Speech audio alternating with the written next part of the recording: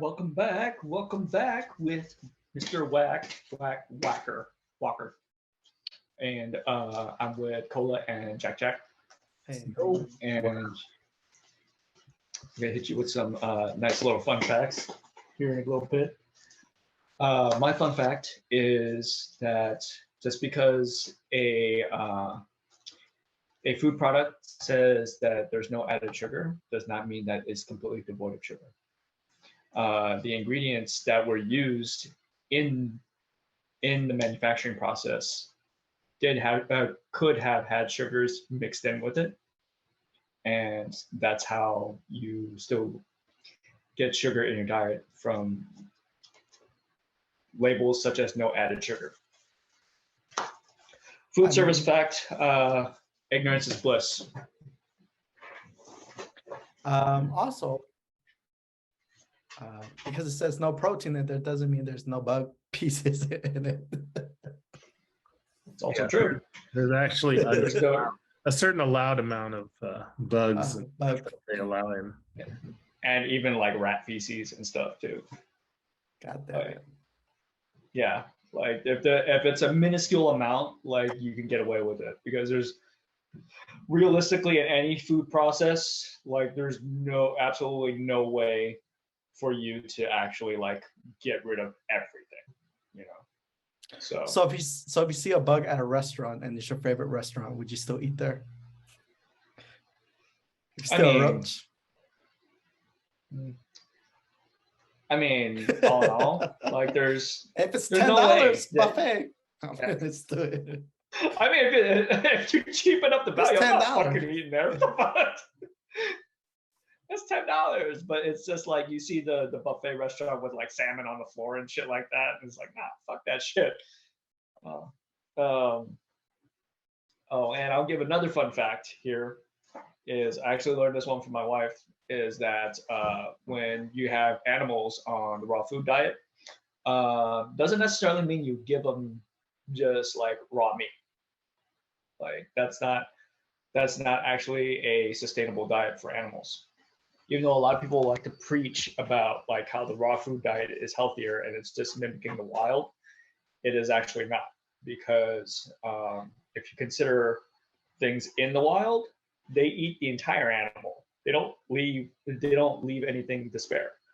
But when you're feeding them like cats and dogs, is this for just cat and dogs? Yeah, cats and dogs, because that's mainly the raw diet that's being preached. But when you're giving them a raw diet, and some people, I've seen videos of like people feeding French bulldogs like raw chicken breasts. I think that's the stupidest thing ever. But at the same time, it's like it's quote unquote raw diet. What's stupid about raw chicken? What's the benefits? Well, you're only eating one part of the chicken. Like the animals need to eat the bones and everything that the animal actually ate. But if it's like farm raised or if it's controlled, you don't get the full amount of nutrients. So therefore, using like people have like all these supplemental vitamins and powders to go along with it to kind of to try and mimic that. So that would be the more official raw diet, because you still need all those nutrients from the animal itself. So it's kind of like giving cats and dogs that balanced diet of like whatever it is they're eating.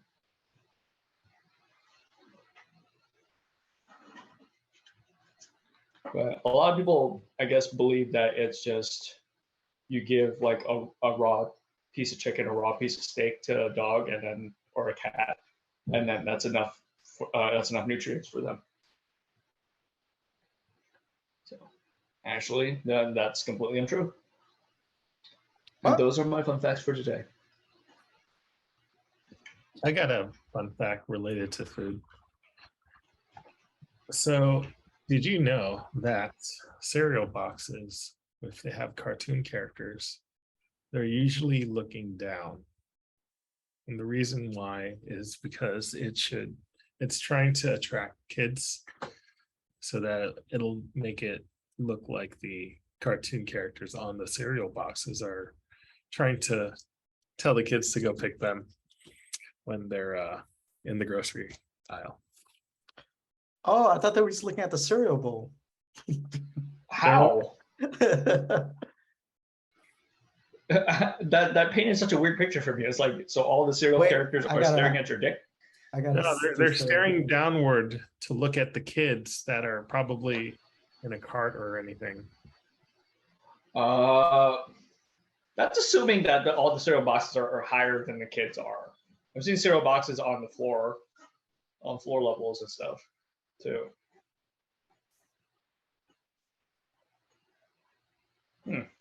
It's Weird. trying to catch the kid's eye. Interesting. Well, yeah, almost all the Now, characters on the cereal boxes, they're looking slightly downward.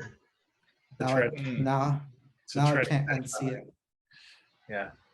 Do a Google search on all the cereal box covers, and you'll see, like for honeycombs or I don't know, frosted flakes or something, and you'll see they're all staring downward, slightly down. Shit. Okay.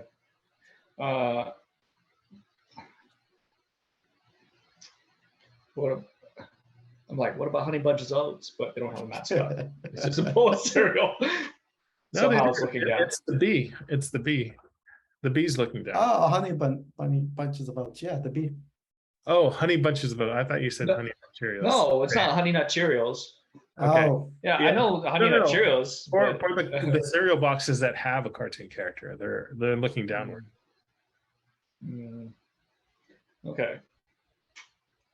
I mean, yeah, like, and honestly, we all know that those cartoon characters were there to cater to kids. What were you guys' favorite cereals? oh, I like frosted flakes. I mean, sorry, frosted mini wheats. I liked. Fruity Pebbles, Cocoa like- Pebbles, I always liked Honey Bunches of Oats. the non-cartoon character one. But when I did eat the food with the cartoon characters, it was Honey Nut Cheerios. That's probably why I got them confused. All sugary as fuck. Yeah, they're all sugary as fuck. They all have extra sugar added. Yeah. No added sugar, but extra sugar. Anyways, my Cool. fun fact. So self-discipline better predicts success than IQ, according to research. I agree. There's hella smart, Yeah. lazy ass people out there. I agree too. I agree Yeah. too. Yeah, I mean, I think I've heard something where like there's a lot of geniuses out there, but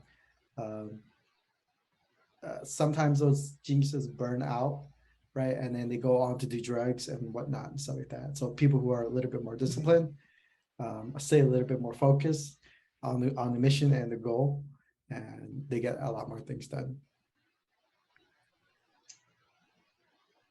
No. You feel, well, yeah. I mean, I think there's a concept of being smart and not having to work that's more perpetuated than anything, and it's just the idea that, like, you can going for the path of least resistance, where it's like trying to make life easy by not doing the work. And I think that's things that a lot of people go for, but because they lack the discipline to actually like have a proper plan for it, it just doesn't happen for them. But yeah. I agree on the same point. There's like you can become really smart where you get a little bit arrogant, where you don't want to push yourself to try to be more disciplined into something and think that okay, I don't need to learn this or need to do this or keep it up because I'll figure it out. It's a mindset where they're not willing to grow, but they're just like, I'm smarter. I already know that. So it's a little bit of arrogance. Yeah. Yeah. Same thing. If you watch Amazing Race, it's like that too. So they got really. I think I haven't seen it. So what do you mean Oh, you're by? saying? So the thing is, it's like there's a lot of really. They pick a lot of real smart people, but then at the very, um, but a lot of them, get burnt out at the beginning because they're like overthinking it, right? And sometimes once, I mean, if they don't see success at that moment, they start to panic, struggle, and cry instead of getting your challenges done before you go on to the next one. But they start to panic and they burn out and get frustrated. So it happens a lot on the show. So it's like surprising like who wins the show and stuff like that. So yeah, it's just funny when I seen people like that, and even people in my life that were like that, where they were just like, they were so sure that they were kind of above it, to where it's like you can kind of see it in a sense, where it's just like they didn't want to work. They didn't want to work for more. They don't want to work for anything that's not handed to them. And I think I think there's a level of fallacy in that.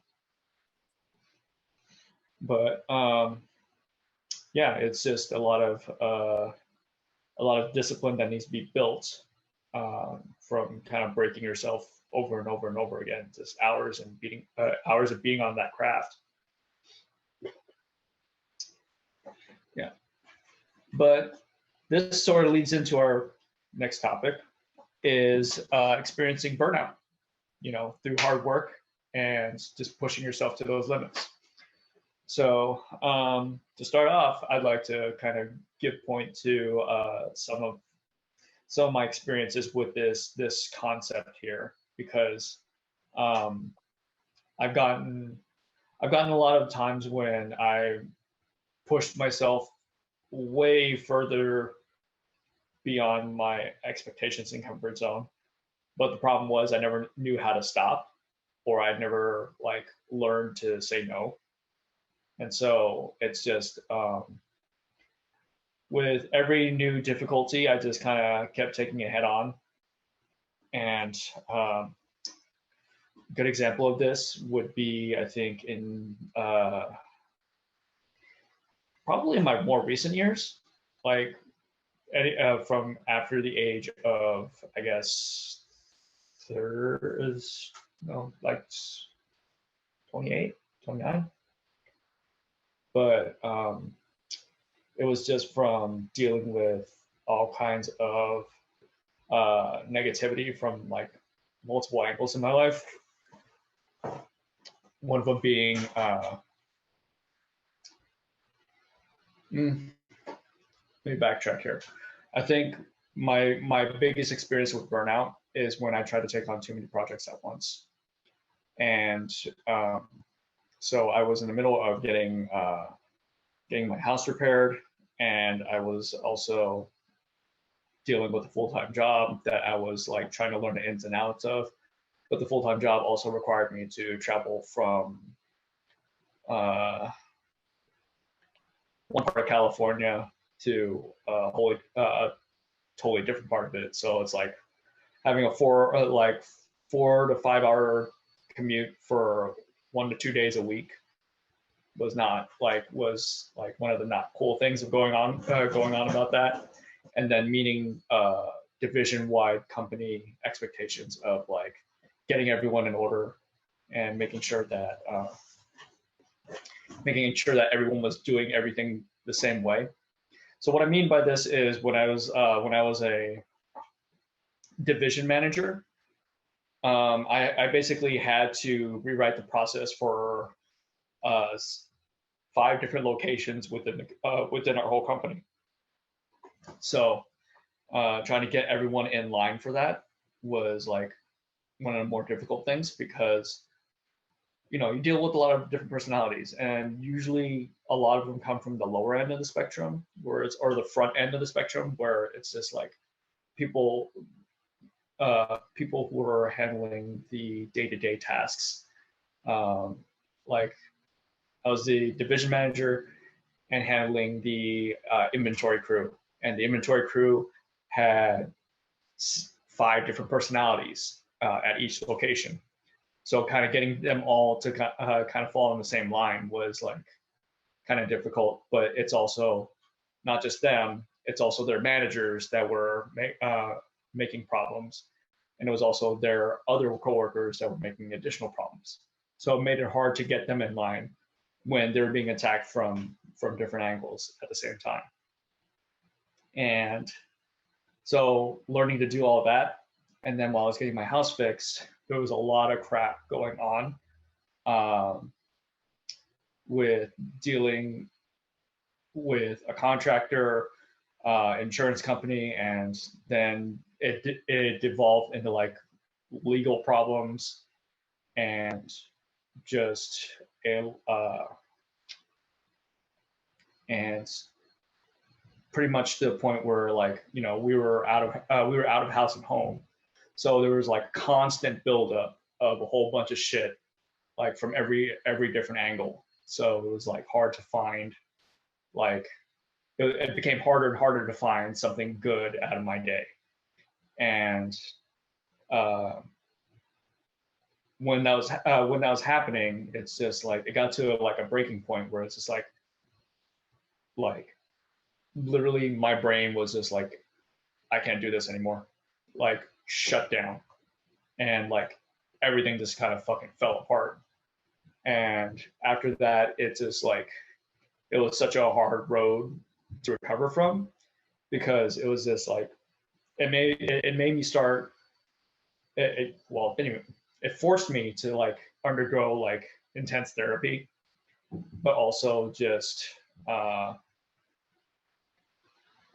to make it such a point that like I've never had an experience where it became hard to even get out of bed and brush my teeth.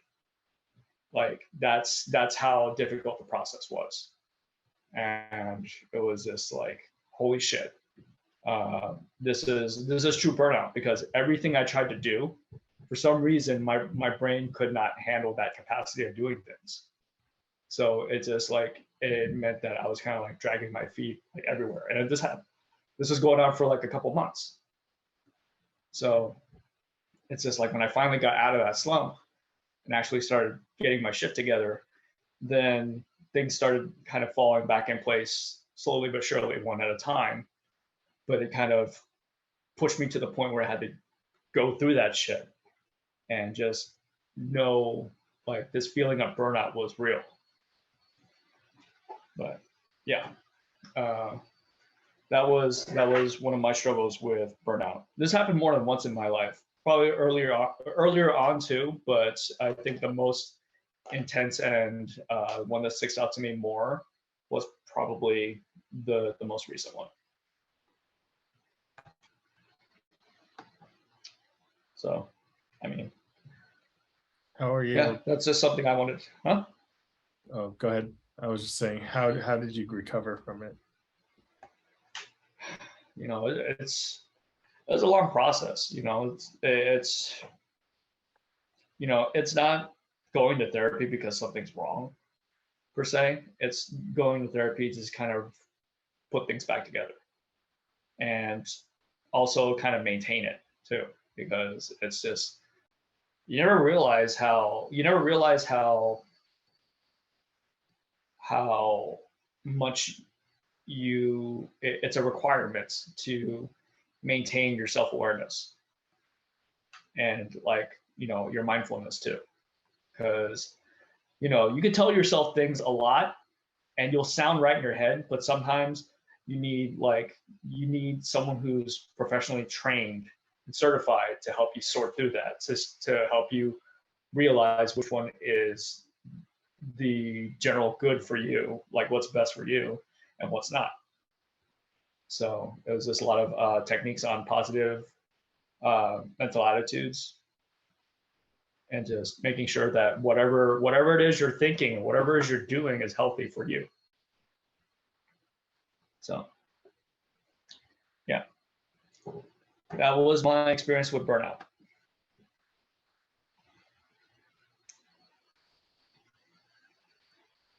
Yeah, I remember you talking to me about those tough times. Definitely when the work side and the personal side like overwhelms, it can be too much. So one's got to give. Yeah, stuff. But yeah, it was definitely one of those things where it was just like, yo, I'm not feeling too well. Like nothing's right. Nothing feels right. And it it's it was a feeling that I was kind of familiar with because I encountered it so often, but it's just like when it gets to that point where it doesn't stop. I think nowadays more people, or at least most companies, and I guess society in general, is more aware of personal issues affecting your life, your work, and your health, because there's a huge push nowadays for mental wellness, where some companies are actually encouraging you to take PTO or leave days for mental health. Yeah, I hope mental health you days. guys are taking advantage of that, or the companies that you are working for are taking advantage of that. I mean, I'm glad that the workplace I'm in now understands and encourages those things, where it's just like really one of those like don't worry if you need to take a day off, we'll have you covered type of thing. Like, everyone's willing to jump on board to cover us. But yeah, what you got? You're talking to me or Cola? Either or. I mean, just I wanted to get your guys' perspectives on the experiences and your takes on going through burnout. I guess for me, burnout is I remember a time when I was working at a previous job, like 60 to 80-hour weeks. I would come into work 5 days a week, early, stay late, and then even come in on the weekends. And the place that I was working on was not easy to get to because for me, I didn't have a car. I lived in like San Francisco, and I would commute to the work that I was commuting to is across the bay. So imagine spending all this money, not only commuting back and forth on the regular weekdays, but on the weekends just to try to get this stuff done. And then the thing about burning out is that the longer that you work, I tended to feel myself in a state of a zombie type of state where I just felt even less productive and not caring. I just basically tried to push through it to get through past that. But then after that, I felt like pretty empty and didn't want to work on anything else. And so I was in a state where I was just not the healthiest that I probably would have been, but basically just numb. There's like a numbness at the end of that cycle. Yeah, basically the project that I was working on, since I don't work at that company anymore, and they probably replaced that project, I was working for a consultancy that was working on this project for the big mouse company, Disney. And we had to build this huge internal tool within like a month or two, but then we were way behind. And so we had to pull 60 to 80-hour weeks just to get this thing done. It involved a lot of people and then a lot of late nights and stuff. So it was not fun. Probably one of the lower points of my career. Isn't there like a known track record of being miserable under the affiliation of that company? Or Yeah, that corporate structure. there's definitely this work them till they're till they're done mentality.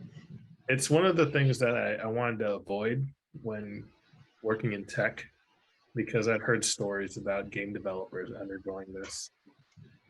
They just get burned out, and they still work because they're just passionate about video games, working on video games. So that's why I didn't want to do it. But then I ended up doing a little bit of that for a short amount of time and felt myself at the end of it like totally numb and not wanting to, almost wanting to just drop everything right there and stop being a software developer. I've heard stories of people who basically quit then and there, and they just left the software engineering industry and decide to, like, I don't know, manage an ice cream shop or some weird off. If you ever watch Office Space, I don't know. Have you watched Office Space, Cola? No. There's this, like, so the end of the scene, you have this one guy who's an engineer or programmer. He just ends up quitting and then working in construction. Oh, I mean, I don't blame people. Yeah. I work with some, and they opened their own bakery. Totally. Somebody in tech, and they went to go do bakery. So, Yeah. So I completely understand that part. Like, so that's interesting then. Yeah, so my wife touches on this too, because she's in the animal field. They're like one of the most burned out industries like around. But has anything ever pushed you, like, one, like, are you super passionate about your field to where it's just like, if you had been burned out like that, do you think you would have left your field? I mean, so far I haven't been burnt out that badly, but I imagine in other circumstances I could have been. Yeah, it could have been so bad where I just left and decided to do something else altogether. So, or the thing about it is that the benefit is that you can always hop on something else because there's always a need for people working in tech, especially in the place that we live in. So, and that sort of gets reflected. You see a lot of these tech people, they only work for some companies for a year or two, mainly just to jump for pay, but some people probably just leave the project. They don't want to deal with it anymore after working hella hard on it. I don't know if you've experienced that or seen that, Cola.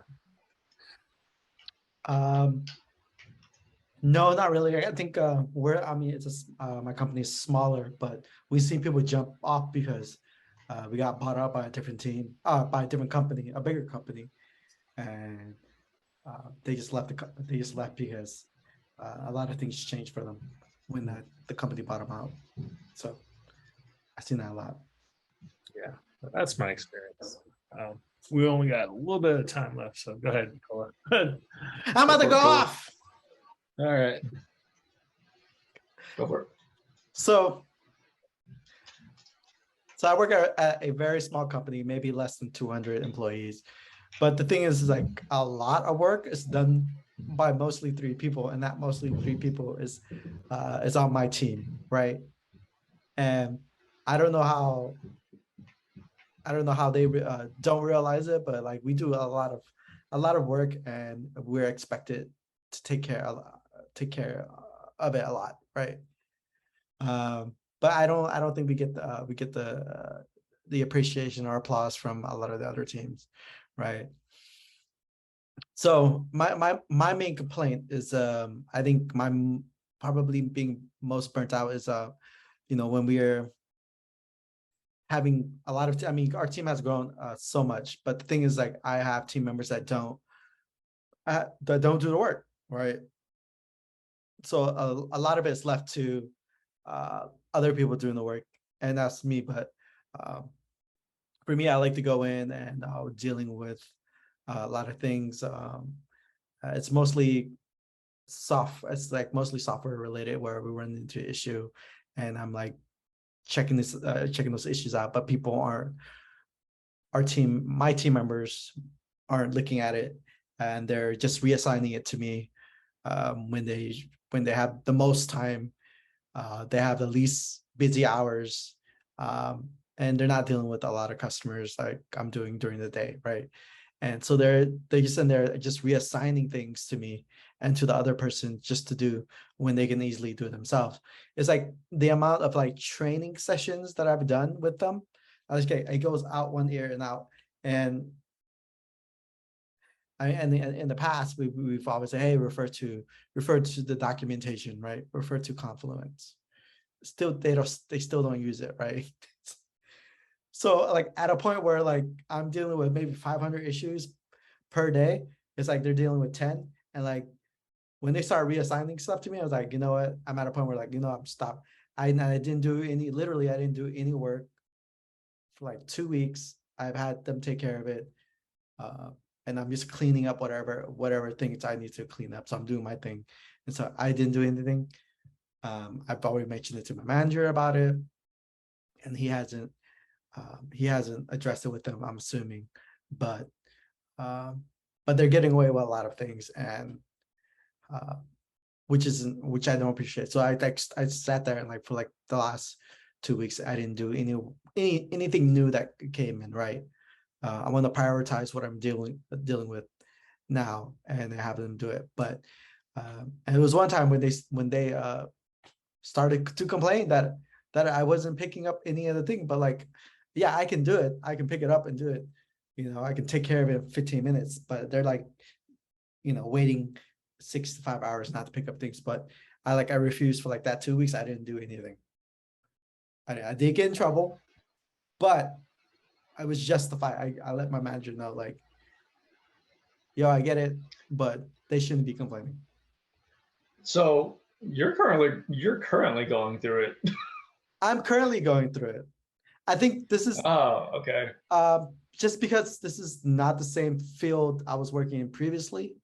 And the previous field was broadcasting, now it's tech, and it's different because with broadcasting you do your work at work and you leave for the day. But with tech, it's like, I work remotely and you're working from home. There's no separation between, and you're always available, right? Because you have the Slack on your phone, you're always available. So someone's always reaching out to you to do stuff, right? And that's the situation. So, so you're always available.